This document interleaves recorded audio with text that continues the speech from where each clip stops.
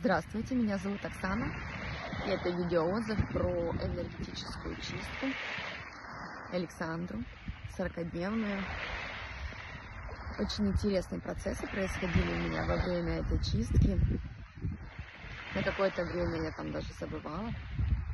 Но что интересно произошло, именно на 40-й день, примерно ближе к 40-му дню, я встретила своей богиней-покровительницей, богиней Лели.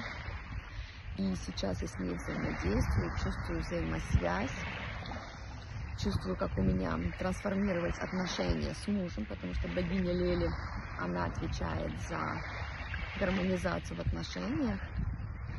И я начала чувствовать такое более какое-то спокойствие, расслабленность. У меня потом поехала я на ретрит, появились возможности соприкасаться с природой, с Матушкой Землей.